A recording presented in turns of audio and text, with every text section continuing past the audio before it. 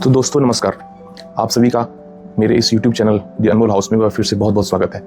मैं आज आपके सामने एक ऐसा टॉपिक लेकर के आया हूं जिससे जो नए स्टूडेंट्स यूपीएससी के प्रिपरेशन के लिए आते हैं या आने की सोचते हैं तो उन्हें ये वीडियो देख करके बहुत सारी अच्छी चीज़ें और सही सटीक चीज़ें सीखने का मौका मिलेगा। तो आप मेरे साथ इस वीडियो को देखिए और लास्ट तक ज़रूर देखिए। आपको अगर ये वीडियो पसंद आए तो अपने दोस्तों के साथ शेयर करिए और चैनल को सब्सक्राइब करिए। दोस्तों, यूपीएससी की तैयारी शुरू करते ही सबसे पहले जो समस्या हमारे सामने आती है वो इतनी सारी किताबें, क्या पढ़ें क्या छोड़ें। हर कोई कुछ न कुछ आपको सलाह ज़रूर देता है और ख़ासकर अगर आप राजेंद्र नगर में रह करके तैयारी करते हैं तो हर इंसान यहाँ पे आपको ज्ञानी बाबा मिलेगा। हर कोई आपको कुछ न कुछ राय देगा। चाय की दुकान पे आपको राय देते लोग मिलेंगे। कोचिंग सेंटर्स तो इस काम के लिए है ही हैं यहाँ पे। कोई कहता है ये किताबें पढ़ लो, कोई आपसे कहता है कि वो नोट ज़रूरी है। यूट्यूब पे हर वीडियो में एक नई नई लिस्ट आपको मिलेगी। हर टॉपर एक नया सजेशन देता है, एक नई बुक लिस्ट आपको देता है। ऐसे में दिमाग में कन्फ्यूज़न ये हो जाता है कि तैयारी जो है वो शुरू किस डायरेक्शन से की जाए और शुरुआत में ही तैयारी को चैनलाइज ना करके बल्कि भटकाव के रास्ते पे जो नए एस्पिरेंट है वो चल पड़ते हैं।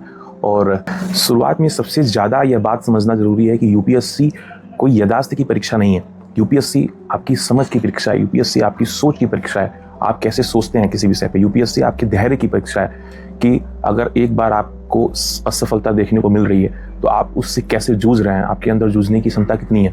अगर आप शुरुआत से ही बहुत सारी किताबों के पीछे अगर आप भागने लगेंगे तो न तो एक विषय पे आपकी पकड़ बनेगी और ना ही आपका आत्मविश्वास बढ़ेगा।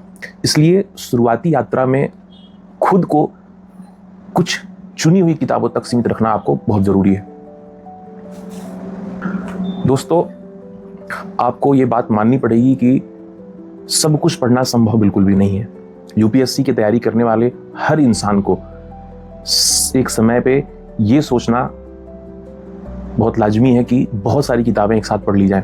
शायद बहुत सारी किताबें पढ़ने से एग्ज़ाम जल्दी क्रैक हो जाएगा, लेकिन हकीकत यह है कि यह यूपीएससी का सबसे बड़ा भ्रम है। यूपीएससी का सिलेबस बहुत बड़ा है और अगर आप सीमित सटीक तरीके से आप पढ़ने की कोशिश करेंगे तो आप सिलेबस को ख़त्म कर पाएंगे, ना कि आप बहुत सारी किताबें को अनगिनत किताबों के पीछे आप भागेंगे तो आप कभी सिलेबस ख़त्म नहीं कर पाएंगे। और इसके साथ ही साथ आपके जो मोरल्स हैं वो बहुत डाउन होते जाएंगे, क्योंकि आप बहुत सारी चीज़ें दिमाग में एक साथ एकत्रित नहीं कर सकते हैं। इसलिए शुरुआत में ही अपने मन को ये आप समझा लीजिए कि मुझे सब कुछ बिल्कुल नहीं पढ़ना है, सिर्फ जो ज़रूरी चीज़ है वही पढ़ना है यूपीएससी ओरिएंटेड। यह सोच आपको आधे से ज़्यादा तनाव से मुक्त कर देगा। इसके साथ ही साथ मेरी आपको ये राय है कि जो आपका सिलेबस है, जो यूपीएससी के वेबसाइट पे आपको मिल जाएगा, बहुत सारे कोचिंग सेंटर्स के वेबसाइट पे आप जाएंगे तो आपको यूपीएससी का जो सिलेबस है वो आपको मिल जाएगा। तो आपका जो सिलेबस आपके सामने है, आप उसको सबसे पहले भगवान मानना चालू करिए, उसको आप पूजना चालू करिए, उसको आप फॉलो करना चालू करिए। बहुत सारे जो नए स्टूडेंट्स हैं वो बिना सिलेबस को देखे ही बहुत सारी किताबें खरीद लेते हैं और ये उनकी सबसे बड़ी गलती होती है। यूपीएससी का सिलेबस ही आपको ये बताता है कि आपको क्या पढ़ना है और क्या नहीं पढ़ना है। अगर कोई किताब सिलेबस से बाहर की बातें ज़्यादा करता है तो वह किताब आपके लिए बिल्कुल भी उपयोगी नहीं है। यह बात आपको माननी पड़ेगी। आपके लिए ज़्यादा उपयोगी वो किताब है जो आपके प्रीलिम्स ओरिएंटेड टॉपिक को कवर कर रहा है, जो आपके मेंस ओरिएंटेड टॉपिक को कवर कर रहा है। तो आप इसको समझने के लिए किताब को और सिलेबस के साथ आप इसको मैच कराइए। अपने आपको टाइम दीजिए, मन को शांत रख के आप देखिए कि कौन सी किताबें आपको सही रूप से उपयोगी हैं। आप सिर्फ उन्हीं किताबों के पीछे भागिए और उन्हीं किताबों को जो सिलेबस से मैच करती हैं उनको बार बार पढ़ने की कोशिश कीजिए। जब भी कोई नई किताब आपके सामने आए या नए नोट्स आपके सामने आए तो आपको किसी भी सीनियर की बात नहीं सुननी है, किसी टीचर की बात नहीं सुननी है, किसी मेंटोर की बात आपको नहीं सुननी है। सिर्फ आपको एक बेसिक सी चीज़ फॉलो करनी है, वो ये है कि क्या इस किताब में या इस नोट्स में लिखी हुई सारी चीज़ें सिलेबस से मैच करती हैं। अगर इसका जवाब हाँ आता है तो आपको उस किताब को आंख बंद करके लेना चाहिए। और अगर उसमें बहुत सारे बेफिजूल की बेफालतू की चीज़ें लिखी हुई हैं तो आपको बिना किसी से पूछे उस किताब को साइड रख देना चाहिए। साथ ही साथ मेरी आपको एक राय ये भी है कि जो नए बिगनर स्टूडेंट आते हैं, यूजुअली वो सीबीएसई बोर्ड्स के जो स्टूडेंट्स हैं वो ज़्यादा हैं। पिछले 8-10 सालों में यूपीएससी के लिए जो स्टूडेंट्स अपियर होने वाले में से जो सीबीएसई बोर्ड्स इंग्लिश मीडियम वालों के बच्चों की जो संख्या है वो बहुत बड़ी है। और यूजुअली ये देखा जाता है कि शुरुआती दौर में जब बच्चों को टीचर या बच्चों के जो सीनियर हैं वो ये बोलते हैं कि आपको एनसीईआरटी पढ़ना है तो बच्चे एनसीईआरटी की किताबों को देख करके भगते हैं। उन्हें ये लगता है कि ये बेसिक चीज़ें हैं, ये किताबें क्यों पढ़नी है, क्या इन छोटी सी पतली किताबों को पढ़ के कोई आईएएस बन सकता है क्या। तो आपको मेरी यही राय है कि आप एनसीईआरटी की किताबों से बिल्कुल मत भगिए। एनसीईआरटी की किताबों को आप अपने शुरुआती दौर में दोस्त बनाइए। बहुत सारे लोग ये सोचते हैं कि एनसीईआरटी किताब बहुत बेसिक है, इससे क्या होने वाला है। सच्चाई ये है कि यूपीएससी की जो नींव है, जो आपका बेस है, जो आपका फाउंडेशन है, वो इसी एनसीईआरटी की जो बेसिक बुक्स है वही आपका फाउंडेशन और बेस बनाने वाली है। यहीं से आप हिस्ट्री, यहीं से आप ज्योग्राफी, यहीं से आप इकोनॉमिक्स सीखने के लिए आप इन किताबों का उपयोग करिए और इन्हें लगातार पढ़िए। शुरुआती दौर में जो बुनियाद है वो एनसीईआरटी से ही बननी है, ये बात बिल्कुल तय है। और शुरुआती समय में आपको बिल्कुल भी मोटी मोटी किताबों के पीछे भगने की कोई ज़रूरत नहीं है, किताबों में घुसने की कोई ज़रूरत नहीं है, किताबों को शौकिया तौर पे लेने की कोई ज़रूरत नहीं है। पहले एनसीईआरटी को पढ़िए और ऐसे पढ़िए एनसीईआरटी को जैसे कि किसी कहानी की किताब आप पढ़ रहे हैं, और आप उसको रटने की कोशिश मत करिए, आप उसको लाइन बाई लाइन पढ़िए, उसको समझने की कोशिश करिए और एक एक कॉन्सेप्ट, एक एक टॉपिक्स को आप अपने दिमाग में उतारिए, जितनी भी चीज़ें एनसीईआरटी में लिखी हुई हैं। और एनसीईआरटी आपको ये सिखाती है बिल्कुल फाउंडेशनल और बेसिक वाइज, ये सिखाती है कि उस सब्जेक्ट के विषय में जो आप पढ़ने जा रहे हैं वो सब्जेक्ट एक्चुअली में है क्या, उसकी लैंग्वेज क्या है, किस तरीके की लैंग्वेज आपको इस स्पेसिफिक सब्जेक्ट में पढ़ने को मिलेगी। ज्योग्राफी की बुक आप उठाएंगे तो उसमें आपको एक स्पेसिफिक ज्योग्राफी की टर्मिनोलॉजी देखने को मिलेगी, हिस्ट्री की टर्मिनोलॉजी देखने को मिलेगी, और बहुत बेसिक लेवल पे उसकी जो बेसिक थिंकिंग है, जो बेसिक थॉट है उसके पीछे वो क्या है, ये सब कुछ आपको एनसीईआरटी में बहुत ही बेहतरीन तरीके से देखने को मिलेगा। जब न्यू मजबूत आपकी हो जाए, जब आपका जो बेस और फाउंडेशन है वो बिल्कुल मजबूत हो जाए ये सारी किताबों को पढ़ने के बाद, तब आगे जो आपकी बेसिक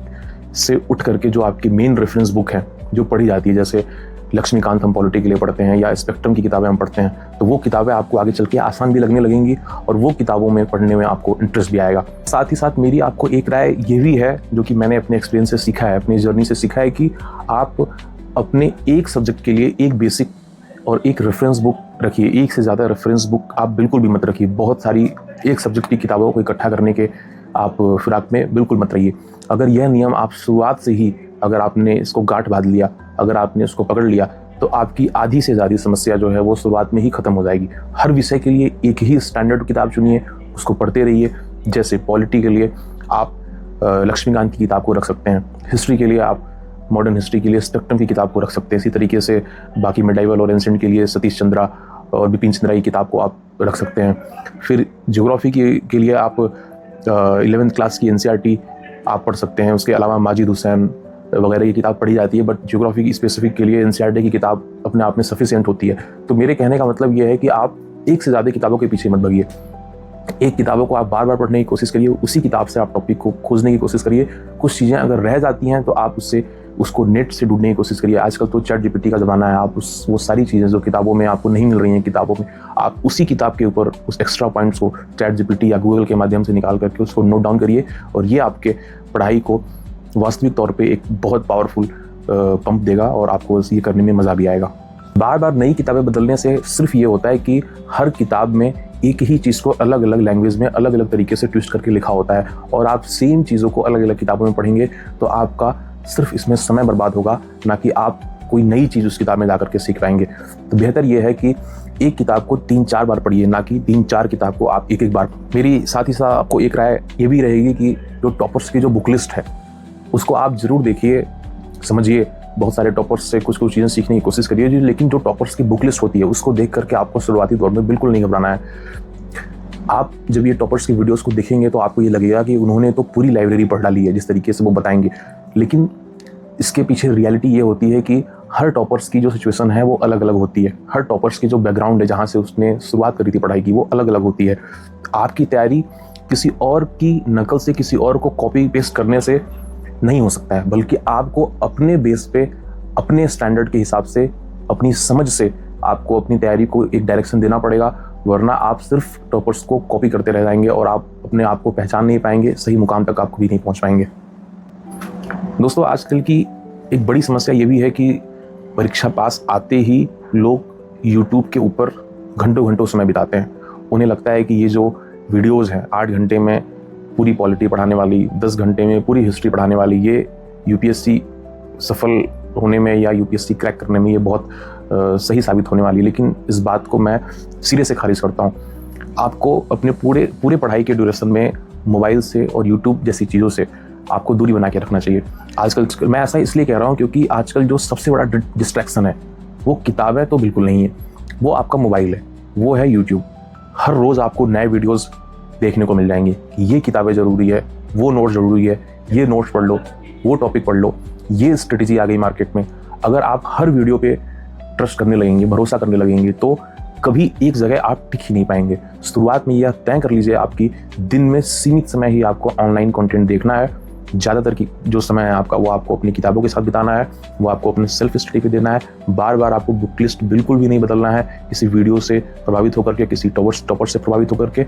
ये जानना भी बहुत ज़रूरी है कि आपके जो रिवीजन की ताकत है, मल्टीपल टाइम्स जो रिवीजन की ताकत है, उसको आपको समझना पड़ेगा। कहीं ना कहीं ये यूपीएससी को क्रैक करने के पीछे ये एक की रोल है जो मल्टीपल टाइम रिवीजन करने से आपको समझ आता है। शुरुआती दौर में जो नई किताबें पढ़ने में जो बच्चे ज़्यादा रुचि लेते हैं, लेकिन रिवीजन को लेकर के वो बिल्कुल नज़रअंदाज कर देते हैं। उनको ये लगता है कि सिर्फ एक बार पढ़ लिया या 2 बार पढ़ लिया, बहुत ज़्यादा रिवीजन की ज़रूरत नहीं है, मुझे तो सब कुछ आता है।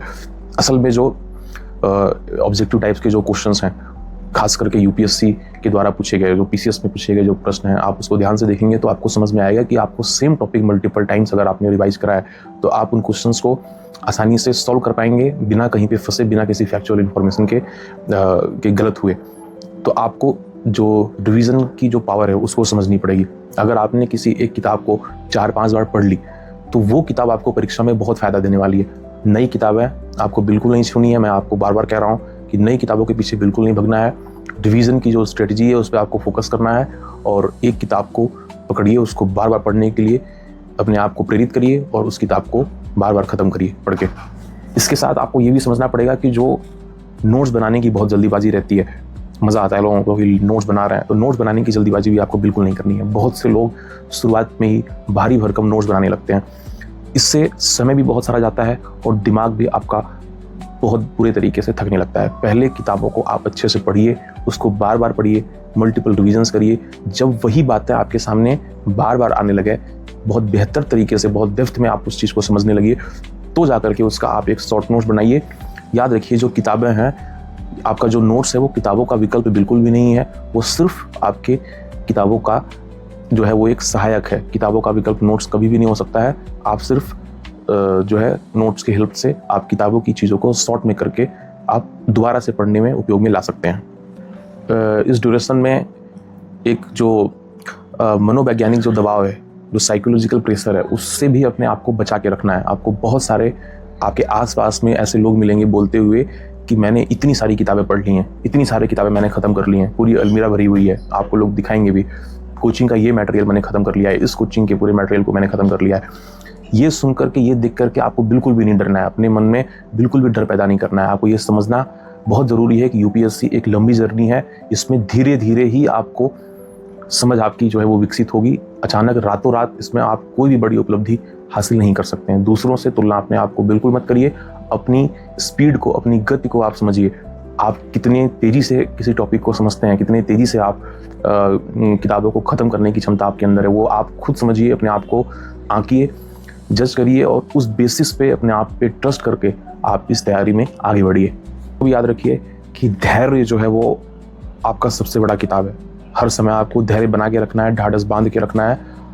जो आखिरी में सबसे ज़रूरी बात यूपीएससी के साथ जुड़ के आती है वो ये है कि यूपीएससी की तैयारी में कई बार आपको लगेगा कि कुछ याद नहीं हो रहा है, सब कुछ भूल रहे हैं, लेकिन यह सब प्रक्रिया का हिस्सा है, सब ये प्रोसेस का हिस्सा है। हर किसी के साथ ये सेम सिचुएशन होता है। अगर आप सही किताब पे लगातार टिके रहेंगे, बार बार रिवीजन करेंगे, तो आप धीरे धीरे सब्जेक्ट से, धीरे धीरे अपने टॉपिक से जुड़ते चले जाएंगे। याद रखिए, कम किताब, ज़्यादा रिवीजन और आपकी साफ सोच, बिल्कुल क्लियर पाथ आपका जो है, यही यूपीएससी की सही शुरुआत है। इस पूरे जर्नी को जो मैंने आपके साथ साझा किया, इसको लास्ट में हम कैसे कंक्लूड कर सकते हैं, हमने क्या सीखा? यूपीएससी की जो शुरुआती यात्रा है वह सफल कैसे होता है? वो तभी सफल होता है जब हम कम लेकिन सही किताबें हम चुन लेते हैं और सही किताबें पढ़ते हैं। इसके साथ ही साथ हम सिलेबस से बाहर बिल्कुल नहीं जाते हैं, सिलेबस के साथ स्टक होकर के पढ़ाई करते हैं। बार बार हम सिलेबस देखते हैं, सिलेबस को याद करने की कोशिश करते हैं और अपना धैर्य और अनुशासन बना करके रखते हैं। धैर्य नहीं टूटने देते हैं, अनुशासन को फॉलो करते हैं, कंसिस्टेंसी के साथ चलते हैं। किताबों तक अगर आप शुरुआत में ही खुद को सीमित किताबों तक बांध लेते हैं तो आगे की तैयारी अपने आप आसान होती चली जाएगी। यूपीएससी कोई जादू नहीं है, बल्कि रोज के छोटे छोटे सही फैसलों का एक नतीजा है। ये रही आज की हमारी बात। इसी के साथ मैं अपने इस वीडियो को यहीं पे विराम देता हूँ। अगले एपिसोड में आपके साथ फिर से रूबरू होंगे अपने इसी चैनल पे। तब तक के लिए जय हिंद, जय भारत।